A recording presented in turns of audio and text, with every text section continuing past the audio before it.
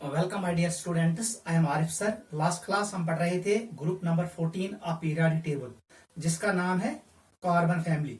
Carbon family के जो members हैं वो कार्बन है, सिलिकॉन है, जर्मेनियम है, टिन है और लेड है। Carbon and silicon are non metals, germanium is a metalloid, while as tin and lead are metallic in nature। ठीक है बेटा, down the group metallic character increases. फिर मैंने आपको बोला इलेक्ट्रॉनिक कॉन्फ़िगरेशन। इसका जो आउटर मोस्ट इलेक्ट्रॉनिक कॉन्फ़िगरेशन होता है वो होता है NS2 NP2। एस शेल में होते हैं दो इलेक्ट्रॉन्स, एस शेल में होते हैं दो इलेक्ट्रॉन्स और पी शेल में होते हैं दो इलेक्ट्रॉन्स। ठीक है, this is outer most electronic configuration of group number 14। इसको कहते हैं NS2 एंड NP2। आई मतलब जो ये हमारे पास 4 इलेक्ट्रॉन्स होते हैं वैलेंस शेल में। ठीक है बेटा, जब ये इलेक्ट्रॉन यहां शिफ्ट होगा तो हमारे पास आएंगे 4 अनपेयर्ड इलेक्ट्रॉन्स। इसका मतलब carbon can show tetra valency. Carbon के पास डी ऑर्बिटल नहीं होता है, इसलिए कार्बन का मैक्सिमम कोवैलेंसी होता है 4।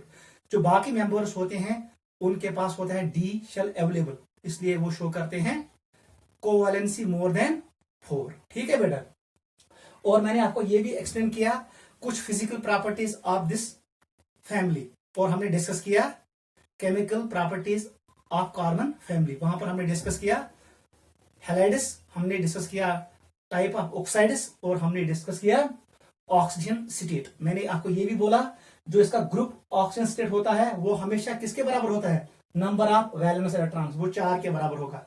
इसका मतलब है group oxygen state is equal to +4, while as जो दूसरी ऑक्सीजन स्टेट ये शो करेगा that is always equal to group oxygen state -2। ये दो इलेक्ट्रॉन्स पार्ट नहीं लेंगे बॉन्डिंग में, सिर्फ ये दो इलेक्ट्रॉन्स पार्ट लेंगे। इसका मतलब +2 भी शो कर सकते हैं। वो होता है because of inert pair effect. जब हम ऊपर से नीचे आएंगे stability of +2 oxygen state increases और stability of +4 oxygen state decreases. एक पॉइंट हमेशा याद रखना, यम साथ एटमस आसि ऑक्सीजन स्टेट हायर, वो हमेशा बनाता है covalent bond. In higher oxygen state compounds formed are covalent, क्योंकि साइज कम होता है कैटायन का, and compounds formed in lower oxygen state are generally ionic. यही वजह है जो ऊपर वाले कंपाउंड्स होते हैं वहां पर ऑक्सीजन स्टेट होता है +4 के बराबर, वो शो करते हैं कोवैलेंट कंपाउंड्स। और जब हम नीचे आएंगे टिन और लेड पे, वहां पर होता है ऑक्सीजन स्टेट +2, वो लोअर ऑक्सीजन स्टेट है, वहां पर वो कंपाउंड शो करेंगे आयनिक कंपाउंड्स। ये मैंने आपको ऑलरेडी एक्सप्लेन किया। लास्ट में हम लोग पढ़ रहे थे some important compounds of carbon family. मैंने आपको बोला जो ये कार्बन है, जो ये कार्बन है, कार्बन का साइज स्मॉल होता है। ये मैंने आपको एक्सप्लेन किया, स्मॉल होता है, स्मॉल साइज होता है इसका। इसकी जो आयोनाइजेशन एनर्जी का वैल्यू होता है वो हाई होता है, इलेक्ट्रोनेगेटिविटी का वैल्यू भी हाई है और इलेक्ट्रॉन एफिनिटी का वैल्यू भी हाई। ये तीनों क्या होते हैं? High. Carbon has high ionisation energy. और इसमें होता है availability of D subshell. Carbons में डी सबशेल आसने, इसका मतलब ये हुआ कार्बन शोज एनामोलस बिहेवियर। ये कौन सा बिहेवियर शो करता है? एनामोलस। इन 3 पॉइंटों की वजह से carbon shows anomalous behaviour with its other members. मैं आपको कुछ एग्जांपल दे सकता हूं। Carbon forms generally covalent compounds, ये एक एनामोलस बिहेवियर है। दूसरा, कार्बन शोज मैक्सिमम कैटेनेशन, ये कार्बन कार्बन बॉन्ड बनाता है, लीनियर भी बना सकता है और चेन फॉर्म में भी बना सकता है। ठीक है बेटा, इसको हम कहते हैं catenation. Carbon forms p bonds, ये पाई बॉन्ड बनाता है by overlapping of p orbitals. ये स्ट्रॉन्ग बॉन्ड होता है, बाकी मेंबर्स p बॉन्ड नहीं बनाते हैं। These are some anomalous properties of carbon. It forms p bond with other carbon atom और विद ऑक्सीजन और विद सल्फर और विद नाइट्रोजन। ठीक है, इट कैन शो कैटेनेशन। ठीक है बेटा, और it generally shows coordination number 4। बाकी मेंबर्स कोऑर्डिनेशन नंबर 6 शो करते हैं, क्योंकि उनके पास अवेलेबल होता है डी ऑर्बिटल। यही वजह है CCl4, ये भी मैंने आपको कहा CCl4 is insoluble in water, while as Si Cl4 is soluble in water, क्योंकि सिलिकॉन के पास d ऑर्बिटल होता है, वो पानी के साथ रिएक्ट करेगा, ये एक्ट करेगा एसिड, पानी एक्ट करेगा बेस, वो लून पेयर डोनेट करेगा किसको, सिलिकॉन के d ऑर्बिटल में। ये हमने लास्ट क्लास देखा। बिकॉज ऑफ, कल हमने ये भी पढ़ा, बिकॉज ऑफ कैटेनेशन, ये मैंने कल आपको एक्सप्लेन किया। कैटेनेशन का मतलब क्या है, self linking. Catenation and p pi bonding, carbon haven to catenation depend on p pi bonding. Carbon shows allotropism या हम लिखेंगे allotropic forms. Carbon बनाउन वारिया allotropic forms because of catenation and p pi bond. यही हम कल पढ़ रहे थे, आज हम कंटिन्यू करेंगे। चलो बेटा लेट्स कंटिन्यू। हमारे पास था एलोट्रॉपी ऑफ कार्बन, ये मैंने कल आपको एक्सप्लेन किया रीजन क्या है, और डिफाइन भी किया हमने एलोट्रॉपी को।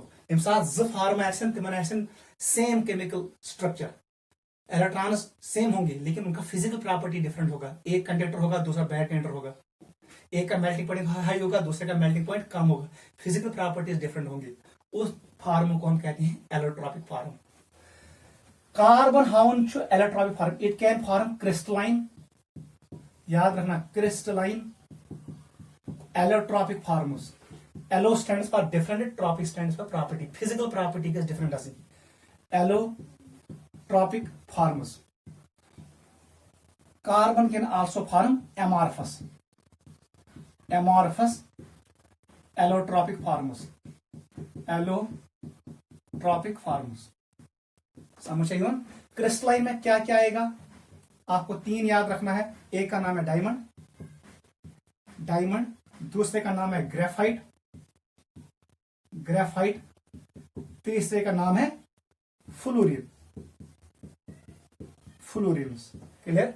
ये तीनों है crystalline form of allotropism of carbon. ये एलोट्रॉपिक फॉर्म है कार्बन की, लेकिन तीनों क्या है, क्रिस्टलाइन। यह मुझे याद था, इसमें आप याद रखो कोक,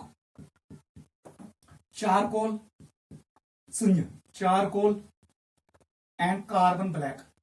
हाँ यथ वन कार्बन ब्लैक, ये एमार्फस होते हैं। ठीक है बेटा, इनके प्रॉपर्टी आप पढ़ सकते हो। Coke is used as reducing agent in metallurgy, ये मेटल ऑक्साइड को रिड्यूस करता है, ये उनसे ऑक्सीजन निकालता है। चारकोल को हम यूज करते हैं पॉइजनस गैसेस को रिमूव करने के लिए, ये एब्जॉर्ब करता है। Activated charcoal removes poisonous gases from room, ये वैक्यूम क्रिएट करने के लिए हम यूज करते हैं। मॉइस्चर को एब्जॉर्ब करता है because it shows high rate of absorption, ये मॉइस्चर को एब्जॉर्ब करता है।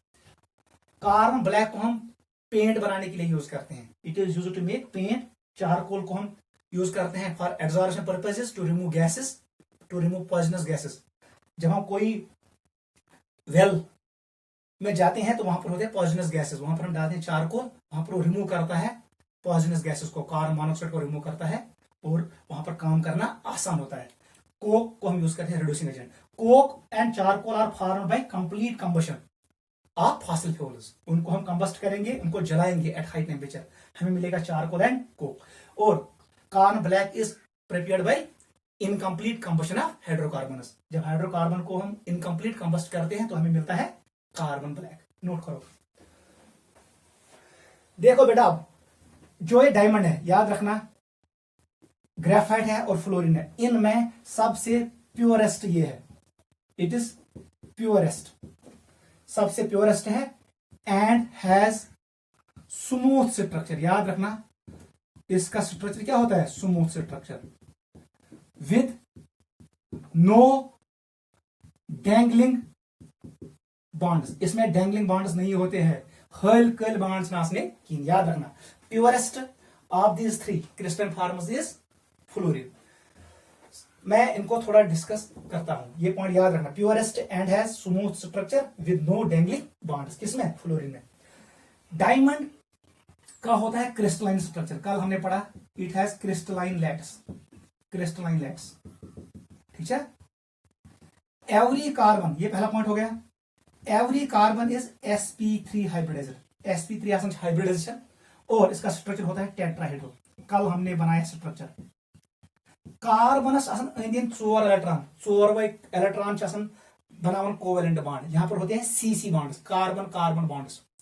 यहाँ पर कोई अनपी इलेक्ट्रॉन नहीं है, यही वजह है diamond is bad conductor of electricity. ठीक है बेटा। और जो ये कार्बन कार्बन कोवेलेंट बॉन्ड्स होते हैं ये एक्सटेंड करते हैं 3 डायमेंशनल स्ट्रक्चर में। ये होता है रिपीटेड यूनिट इन 3 डायमेंशन, ये पूरे एरिया में फैला होता है। थर्ड पॉइंट लिखो, it has 3 dimensional structure of carbon carbon bonds. Every carbon is attached with 4 other carbon atoms bye covalent bonds. यही वजह है, because of repeated 3 dimensional structure of carbon carbon covalent bonds, diamond का melting point high होता है और ये act करता है हार्डेस्ट सबस्टेंस ऑन अर्थ। यही रीजन है, यह खुद लिखोगे। It is used as abrasive to sharpen materials. इसको हम एब्रेसिव भी यूज करते हैं डायमंड को, बिकॉज यूज डायमंड कहते हैं एज डायमंड स्टोन्स। ठीक है, प्रोसेस स्टोन्स बनाने के लिए हम डायमंड यूज करते हैं, डायमंड रिंग्स होते हैं। ये पॉइंट रहता है यार। sp3 हाइब्रिडेशन टेट्राहेड्रल होता है, 3 डायमेंशनल स्ट्रक्चर होता है, लैट्स होता है। ठीक है, it has 3D structure of carbon carbon bonds. और जो ये कार्बन कार्बन बॉन्ड लेंथ होता है किसके बराबर होता है? 154 पिकोमीटर। नोट करो, दिस वाज कार्बन। ग्रेफाइट के बारे में मैंने आपको कल बोला, ग्रेफाइट के बारे में मैंने आपको ये बोला, इसमें हमारे पास होता है लेयर स्ट्रक्चर। क्या होता है? Layer structure. ये याद रखना, लेयर स्ट्रक्चर। हर कोई लेयर में आसन हेक्सागोनल रिंग्स। देख कैसे हम बनाएंगे। ये एक कार्बन है, दूसरा कार्बन है, तीसरा कार्बन है, चौथा कार्बन है। This is a hexagonal ring. अब मैं यहां पर दूसरा बनाऊंगा, इसको कंटिन्यू करूंगा ऐसे। ठीक है, इसको कंटिन्यू करेंगे ऐसे होगा। ये है, बन गया एक लेयर। ठीक है बेटा, इसको भी मिटाता हूं। हम लोग पढ़ रहे हैं ग्रेफाइट, हम लोग पढ़ रहे हैं ग्रेफाइट। थोड़ा इसको मैं रिपीट कर रहा हूं। ग्रेफाइट दो ही लेयर्स बनते हैं आसंज। देख बेटा, अब ये ऐसे होगा। हर कोई कार्बन कितने बॉन्ड बनाएगा sir? 3 every carbon is attached with 3 other carbon atoms. ये ऐसे होगा, कंटिन्यू होगा ऐसे, ये कंटिन्यू होगा। वह बना ब्याक लेयर बन गई। हम लोग ऐसे बनाएंगे, सी, इट इज सी, सी, सी,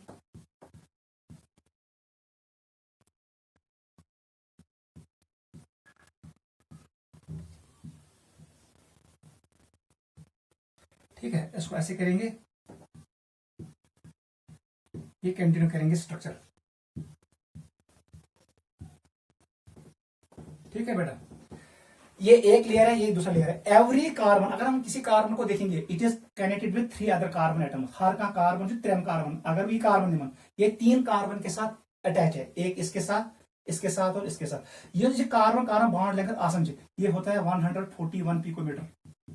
और जो ये इन 2 रिंग्स के बीच का जो बॉन्ड लेंथ होता है, इनके दरमियान वंडरवाल फोर्स होता है, ये होता है 340 पिकोमीटर। ये डिस्टेंस, इसका मतलब ये लंबा होता है, ये वीक होता है। इनके दरमियान होता है van der Waals force of attraction. Every carbon contain 1 unpaired electron. वो बनाता है पाई बॉन्ड। क्या बनाता है?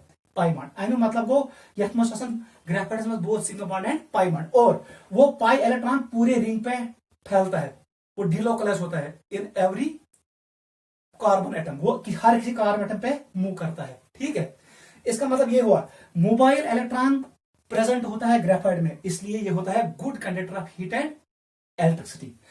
क्योंकि कार्बन मोनो 3 बॉन्ड, इसलिए हाइब्रिडेशन। यहां पर होते हैं हमारे पास हेक्सागोनल रिंग्स। आपको पता है हेक्सागोनल रिंग्स, लेकिन ये क्या होते हैं? प्लेनर। ये एक ही प्लेन में होते हैं। इसका मतलब ये हुआ hybridization of every carbon is sp2। यहां पर sp2 हाइब्रिडेशन होता है क्योंकि स्टेट नंबर किसके बराबर आएगा? 3 के बराबर। हर का कार्बन 3 कार्बन अटैच। ठीक है बेटा, और जो ये इंटरेक्शन होती है वीक होता है, इसका मतलब ये है graphite is soft and slippery. ये स्लिपरी भी होता है, सॉफ्ट एंड स्लिपरी। अगर हम थोड़ा इसको प्रेस करेंगे, एक लेयर दूसरी लेयर पर मूव करेगा। और यहां पर करंट मूव करता है इन शीट, वो एक प्लेन में मूव करेगा, इसमें मूव करेगा, फिर इसमें, लेकिन यहां से यहां करंट मूव नहीं करेगा। इस प्रॉपर्टी का नाम था an isotropic property. Crystalline solid show an isotropic property, वहां वो प्रॉपर्टी डिपेंड करता है डायरेक्शन पे, यहां करंट इस डायरेक्शन में फ्लो करेगा, इस डायरेक्शन में करंट फ्लो करेगा, लेकिन ऊपर से नीचे करंट फ्लो नहीं करेगा। That property which depends on direction, उस प्रॉपर्टी का नाम है an isotropic property. Graphite shows an isotropic property when current flows through it. ठीक है, फिर मैंने आपको यह भी कहा ग्रेफाइट को हम यूज करते हैं एज ड्राई लुब्रिकेंट, ये हम यूज करते हैं एट हाई टेम्परेचर जहां पर हम ऑयल यूज नहीं कर सकते हैं। It acts as dry lubricant, ये कल हमने डिस्कस किया। उसके बाद हमने पढ़ा, ये एनसीईआरटी टेक्स्ट बुक से भी पढ़ लेना, ठीक है बेटा। ग्रेफाइट को हम यूज करते हैं to make rackets for tanks, जब हम रैकेट बनाते हैं ना, शटल जाल बैटस में शटल आसन, उस वो फाइबर्स में हम यूज करते हैं ग्रेफाइट, वो उसको स्ट्रेंथ देता है, हार्ड बनाता है। और ग्रेफाइट को हम यूज करते हैं एज इलेक्ट्रोड इन इलेक्ट्रोकेमिस्ट्री, हम इलेक्ट्रोलिसिस में यूज करते हैं इलेक्ट्रोड ग्रेफाइट का, ठीक है बेटा। थर्ड क्रिस्टलाइन फॉर्म था फ्लोरीन, फ्लोरीन ये भी हमने डिस्कस किया।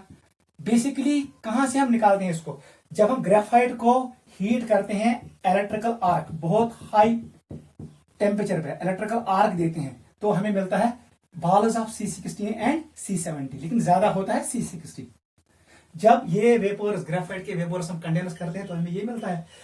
इन बॉल्स का स्ट्रक्चर कैसा होता है, वो एक फुटबॉल स्टेडियम था जिसका डूम बनाया था बकमिंस्टर फ्लोरीन ने, उसने जो डूम का स्ट्रक्चर बनाया वही होता है C60 बॉल्स का स्ट्रक्चर। ये C60 बॉल्स कैसे होते हैं, soccer balls, football like, it has football like structure. Football like structure, जो उसका ऊपर वाला सरफेस होता है वो बराबर रिसेंबल करता है स्टेडियम से। स्टेडियम का जो डूम था जो बनाया था बकमिंस्टर फ्लोरीन ने, इसलिए इनका नाम पड़ा फ्लोरीनस। ठीक है, इनको डिस्कवर किया, वो भी मैंने कल आपको पढ़ा, फ्लोरीनस को किसने डिस्कवर किया, इनको डिस्कवर किया क्रिएटो ने, क्रिएटो, सुमाली एंड कर्ल, ये 3 साइंटिस्ट थे जिन्हें डिस्कवर किया। इनको मिला 1996 में, 1996 में इनको मिला नोबेल प्राइज, इन 3 साइंटिस्ट ने डिस्कवर किया। और मैंने कल आपको बोला C60 आसन, इसमें होते हैं 60 वर्टिसेस, शीर्ट कोन, हर कोन कोनस पर आसन carbon, every carbon contains both sigma bond and pi bond, इसलिए ये होता है aromatic. Every carbon is sp2 hybridized, ये करंट को भी कंडक्ट करता है, ठीक है बेटा। और इसमें होते हैं 5 membered rings and 6 membered rings, इसमें होते हैं 26 membered rings and 5 and 12 5 membered rings. जो ये 6 मेंबर्ड रिंग होती है वो कनेक्ट होता है, it can be connected with 6 membered ring और विद 5 मेंबर्ड रिंग, लेकिन जो 5 मेंबर्ड रिंग्स होते हैं they are always connected with 6 membered ring, ठीक है। और जो ये स्फेरिकल फ्लोरिनस होते हैं, स्फेरिकल, कल मैंने आपको बोला स्फेरिकल फ्लोरिनस, इनको हम कहते हैं बुकीवाल्स, इनका नाम क्या है, बुकीवाल्स। फिर मैंने आपको आज ये भी कहा it is purest and have smooth structure, यहां पर डैंगलिंग बॉर्डर्स नहीं होते हैं, ये हमने कल डिस्कस किया फ्लोरीन को। फ्लोरीन का नाम कहां से निकला, फुटबॉल स्टेडियम के डूम से, उसके छत से, वो किसने बनाया था, एक कारपेंटर ने, उसका नाम क्या था, बकमिंस्टर फुलर, इसलिए नाम पड़ा फ्लोरीन। आज हम स्टार्ट कर रहे हैं oxides of carbon family, note करो।